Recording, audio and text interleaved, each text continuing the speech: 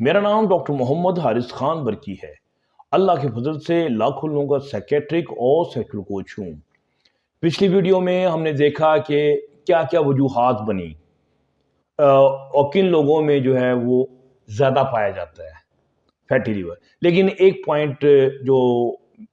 جس کو میں ایکسپلین کرنا چاہ رہا تھا، ایکسپلین نہیں کر پایا، اور اس ویڈیو کے شروع میں پچھلی کے ساتھ کنٹینیوٹی کے تسلسل رکھتے ہوئے اس پوائنٹ کو میں ایلیبوریٹ کروں گا۔ وہ ہے چینی کا استعمال۔ میں نے ذکر کیا تھا کہ ان لوگوں میں زیادہ ہوتا ہے۔ اس میں ہم جو عام طور پہ جو چینی ہم سفید کھاتے ہیں، میں نے کہا تھا چٹی چیزوں سے بچ کے رہیں، سوائے چٹی کڑی کے، تو وہ جو ہے اس کے اندر دو مالیکیول ہوتے ہیں۔ ایک ہوتا ہے گلوکوز کا مالیکیول اور ایک ہوتا ہے فرکٹوز کا مالیکیول۔ یہ دونوں آپس میں ملتے ہیں تو ایک سکروز کا مالیکیول بنتا ہے، ٹھیک ہے۔ تو سکروز کا اس کا مطلب ہے کہ سکروز میں آدھی فرکٹوز ہوتی ہے اور آدھی گلوکوز ہوتی ہے۔ اب جو انسولین ہے آپ کی، یہ آپ کے گلوکوز کو تو مختلف سیلز میں بھیجتی ہے، جس میں آپ کے فیٹ سیل بھی ہوتے ہیں، آپ کے یہ مسل سیلز بھی ہوتے ہیں۔ لیکن جو فرکٹوز ہے اس کو میٹابلائز صرف لیور کرتا ہے۔ اچھا، اب اس کا مطلب کہ آپ نے سارا پریشر جو ہے وہ لیور کے اوپر ڈال دیا۔ تو جتنا آپ چینی لیں گے اتنا آپ کے اس کے اندر میٹابولزم کو زیادہ کرنا پڑے گا، ٹھیک ہے۔ اچھا، اب فرکٹوز جو ہے یہ آپ کو اور بھی بہت ساری چیزوں میں مل جاتی ہے، یعنی کہ جس میں خالص فرکٹوز چیزیں پائی جاتی ہیں۔ آپ ڈرنکس جو پیتے ہیں نا، فزی ڈرنکس، یہ فرکٹوز اس میں بھرا ہوتا ہے۔ پھر آپ کا جوسز ہوتے ہیں، کہنے کو تو وہ فروٹ جوسز ہوتے ہیں، لوگ اس کے اندر بھی فرکٹوز سے انہوں نے میٹھا کیا ہوتا ہے، ٹھیک ہے۔ تو بات یہ ہے کہ جو بازاری ڈرنکس ہوتے ہیں یہ فرکٹوز کے مرہونے میں رہتی ہے، ان کی مٹھاس ہوتی ہے۔ تو اس کا مطلب ہے کہ یہ تو ڈائریکٹلی آپ کے لیور پہ اٹیک کر دیتا ہے، ٹھیک ہے، اور اس کے جو فنکشن ہے اس کو یہ جیم کر دیتا ہے، ٹھیک ہے۔ تو اس کا مطلب یہ ہے کہ آپ نے یہ ان ڈرنکس سے اور ان سو کالڈ جوسز سے، ان چیزوں سے آپ نے بچ کے رہنا ہے۔ پھر اس کے علاوہ ایک اور چیز بھی ہے جس سے بچ کے رہنا ضروری ہے، وہ ہے اومیگا 6۔ اومیگا 6 ایک آپ کو پتہ ہے فیٹی ایسڈ ہے، جیسے اومیگا 3 ہے جو اچھا ہوتا ہے وٹامن، اور اومیگا 6 جو ہے وہ پرو انفلیمیٹری ہوتا ہے، یہ انفلیمیشن کر رہا ہوتا ہے۔ تو یہ آپ کے تمام یہ جو آپ کے مختلف قسم کے آئلز، ویجیٹیبل آئلز ہم لیتے ہیں، جیسے آپ کا کینولا آئل ہے، کاٹن سیڈ آئل ہے، آپ کا یہ سن فلاور آئل ہے، تو مختلف قسم کے جو، اور یہ کس طریقے سے یہ بنتے ہیں، وہ اس میں اومیگا 3 کا لیول بہت ہائی ہو جاتا ہے۔ تو نتیجہ یہ نکلتا ہے کہ یہ ساری چیزیں جو ہوتی ہیں نا فیٹی لیور کی طرف کنٹریبیوشن اپنا رول پلے کر رہی ہوتی ہیں۔ سو یہ ان سے بچنا جو ہے یہ بڑا ضروری ہوتا ہے۔ اچھا، پھر اب ہم دیکھتے ہیں کہ آپس میں ان کا سیکس کا ڈائریکٹ تعلق کہاں سے بننا شروع ہو گیا۔ جیسے میں نے کہا تھا وٹامن ڈی کم ہو گئی یا وٹامن ای ہو گئی، تعلق آپ کو کچھ نہ کچھ میں نے پچھلی ویڈیو میں بھی ایکسپلین کیا، لیکن جہاں میں آپ کو بالکل ڈائریکٹ ایویڈنس دوں گا 2+2 4 والی کے کہاں سے آپس میں ان کے تعلق جو ہے نا سیکشول ڈسفنکشن میں اور لیور ڈیزیز میں کہاں آپس میں محبتیں، کہاں جو ہے نا وہ آپس میں سازشیں بیٹھے مل کے کر رہے ہیں دونوں۔ اچھا، سب سے پہلی چیز ہم نے یہ دیکھا ہے کہ جب لیور ڈیزیز ہوتی ہے اور تو اس کے اندر انفلیمیشن پیدا ہوتی ہے، اور جب آپ کا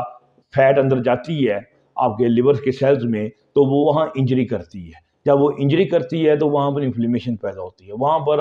مختلف قسم کے انفلیمیٹری ہوتے ہیں سائٹوکائنز، انٹرلیوکن 6 اور ٹیومر نیکروسس فیکٹر اور سی ریئیکٹیو پروٹین، یہ چیزیں بڑھ جاتی ہیں، ٹھیک ہے۔ تو جو میں نے بتایا جو فائبروسس اور ان کا کاز بھی، لیکن بالکل ویسا ہی ایک جو تبدیلی ہے آپ کی بلڈ ویسلز میں بھی آ رہی ہوتی ہے۔ آپ کی بلڈ ویسلز کے اندر بھی وہ ہوتے ہیں اینڈوتھیلیم۔ اینڈوتھیلیم کا جو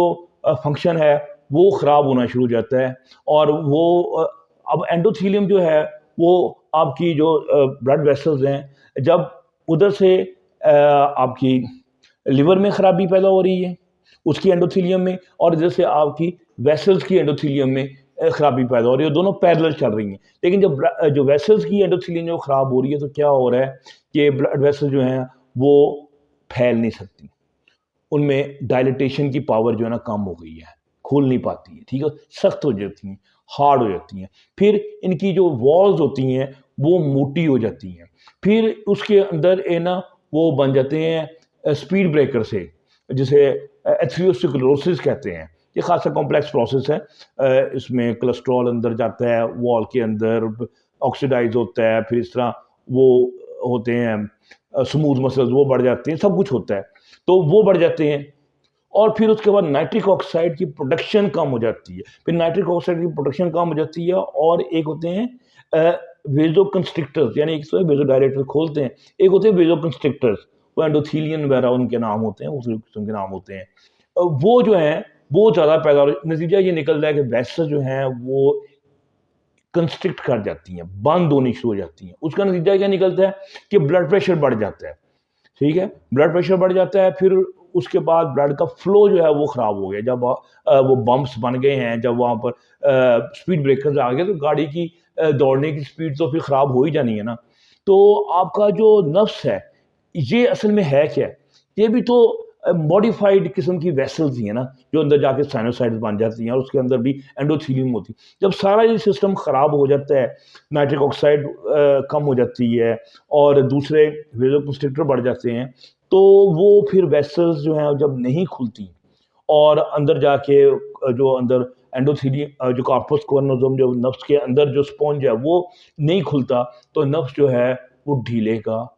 ڈھیلا رہ جاتا ہے، یعنی کہ شرمندہ ہو جاتا ہے، وہ سر اٹھانے کے قابل نہیں رہتا، ٹھیک ہے، وہ سر جھکا کے کھڑا ہو جاتا ہے، تو ادھر سے اس کا سر جھکتا ہے، ادھر سے آپ کا سر جھک جاتا ہے، ٹھیک ہے نا۔ تو اس کا مطلب یہ ہوا کہ یہاں ایک کنیکشن ہمیں سمجھ آ گیا لیور ڈیزیز میں اور آپ کی سیکچول ڈس فنکشن میں۔ پھر اس کا بڑا ہی کلوز ریلیشن جو ہے وہ ہارٹ کے ساتھ ہے، یہی ویسلز کی خرابی جو ہے ہارٹ کے اندر بلڈ پریشر بڑھا رہی ہوتی ہے، ہارٹ کے اندر جو اینڈوتھیلیم ہے اس کو خراب کر رہی ہوتی ہے، تو سو ہارٹ کی بیماری بھی وہ جو ہے نا وہ بھی ساتھ ساتھ آپ کو پتہ چلتا ہے کہ وہ نظر آنی شروع ہو گئی۔ اسی وجہ سے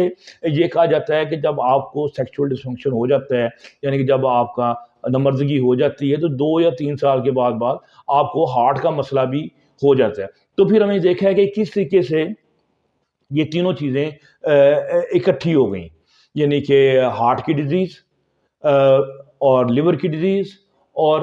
اریکٹائل ڈسفنکشن، یہ کیسے آپس میں کنیکٹ ہو گئے۔ لیکن یہ کنیکشن صرف یہاں تک محدود نہیں ہے، اس سے آگے بھی کڑیاں نکلتی ہیں، یعنی کہ چین جب اس کو کھولتے ہیں تو پھر اور آپس میں بھی جو ناجائز تعلقات ہیں لیور فنکشن ڈیزیز میں اور اریکٹائل ڈسفنکشن میں وہ ظاہر ہوتے ہیں، ٹھیک ہے۔ تو مثلا مثال کے طور پہ ٹیسٹوسٹیرون ہے، ٹیسٹوسٹیرون آپ کو پتہ ہے یہ ہمارا ایک ایسا ہارمون ہے جو باڈی کے اندر بہت زیادہ مردانگی پیدا کرتا ہے، اریکشن دیتا ہے، مسل سٹرونگ ہو جاتے ہیں، بون سٹرونگ ہو جاتی ہیں، آپ کا میموری بہتر ہو جاتی ہے، ہر چیز جو ہے ٹیسٹوسٹیرون کے زور پہ وہ چل رہی ہے۔ اچھا، اب جب لیور ڈیزیز ہوتی ہے تو جناب آپ کا جو ٹیسٹوسٹیرون ہے نا اس کا حشر نشر ہو جاتا ہے، یہ یعنی اس کا لیول یہاں پہ ہے اور یہ کہیں کر کے نیچے آ جاتا ہے، یعنی کہ آپ کا ٹیسٹوسٹیرون جو ہے وہ کہیں کر جاتا ہے۔ تو کیسے کہیں کر جاتا ہے وہ بھی میں آپ کو بتاتا ہوں، یعنی کہ بڑا بڑا ظلم ہوتا یہ ہے کہ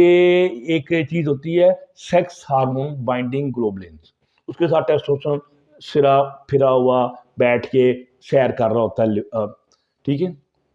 یہ کم ہو جاتا ہے تو کیا ہوتا ہے فری ٹیسٹوسٹیرون بڑھتا ہے، فری ٹیسٹوسٹیرون بڑھنے تو آپ کو دیکھنے میں تو لگتا ہے کہ مردانگی زیادہ آئے گی، لیکن وہ ٹیسٹوسٹیرون جو فری ٹیسٹوسٹیرون وہ زیادہ بنتا ہے اس کو لیور جو ہے وہ ایسٹروجن میں کنورٹ کر دیتا ہے، لو کر لو گا تو پڑھ لو گا، یعنی کہ بیڑا ہی غرق ہو گیا۔ बनाया टेस्टोस्टेरोन था और बन गया एस्ट्रोजन। और लिवर फंक्शन डिजीज में हमने ये चीज़ देखा है, उन लोगों के जो है ब्रेस्ट है ना, वो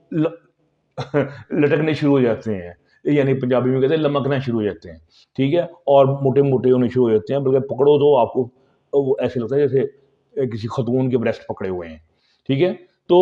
उस किस्म के ब्रेस्ट जो है ना वो बनने शुरू हो जाते हैं। वो क्यों? क्योंकि एरोमेटेज एक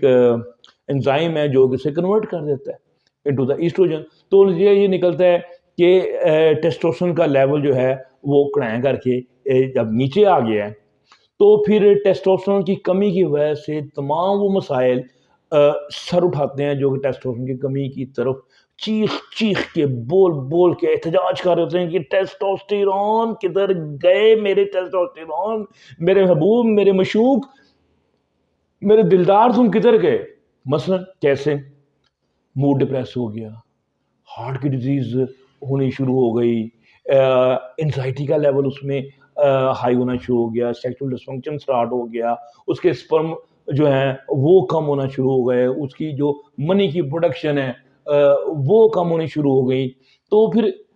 टेस्टोस्टेरोन की जो कमी है वो तो फिर बताती है कि ये कमी वाकया हो गई है। और सेक्स क्या, फिर सेक्स की इवन ख्वाहिश वो ख़त्म हो जाती है, यानी कि सामने आपके कतरीना कैफ नाच रही है और आप कहते हैं ओ भैना देखी जा, मैं नहीं देखता तुम्हें। यानी कि ये हालत हो जाती है बंदे की कि जब हम कहते हैं उसकी जो लिबिडो है वो कम हो जाती है। सो वो ये भी टेस्टोस्टेरोन की कमी की एक निशानी होती है कि आपके अंदर जो हिर्स होती है वो कम होना शुरू हो जाती है। सो हमने ये देखा है कि ये भी एक आपको एक तल्लक नज़र आ रहा है कि किस तरीके से लिवर की डिजीज़ जो है वो फाइनली आपके सेक्स को और आपकी फर्टिलिटी पावर जो है इसको किस तरह वो इम्पेयर कर रही है, किस तरह उसको नुकसान पहुंचा रही है, ठीक है। तो हमने देखा है कि यानी कि तल्लक जो है ये इसके अलावा भी बेशुमार हैं। जैसे वो थायराइड का मैंने आपको बताया था कि थायराइड जो है इसका बड़ा रोल है आपके सेक्स के अंदर या आपकी खास लिबिडो के अंदर, आपकी टेस्टोस्टेरोन, आपके स्पर्मेटोजेनेसिस के अंदर, आपके मूड के अंदर, वो भी ख़राब हो गया। जब वो ख़राब हो गया तो आपके सामने ही है कि किस तरीके से इंसान जो है उसमें सेक्स में भी कमी आ गई और उसके अलावा उसको और दूसरी बीमारियां भी उसको आनी शुरू हो गई, ठीक है। तो सो हमने ये भी देखा है कि जब इंसुलिन रेजिस्टेंस पैदा होती है तो नाइट्रिक ऑक्साइड की प्रोडक्शन जो है वो कम होनी शुरू हो जाती है। तो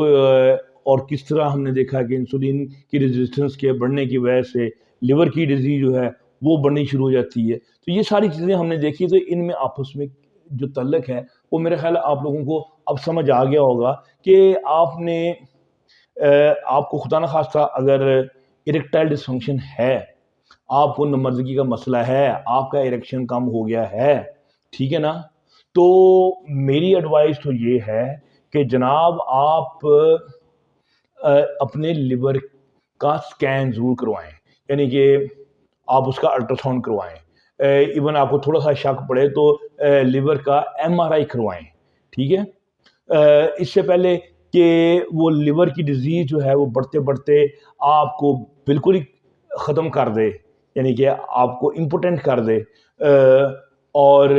फिर आपकी जो हार्ट की डिज़ीज़ है वो भी आपकी आसमान पे पहुंच जाए, तो पहले ही सद्देबाप कर लें, ठीक है। तो इससे अगली वीडियो में हम जिक्र करेंगे कि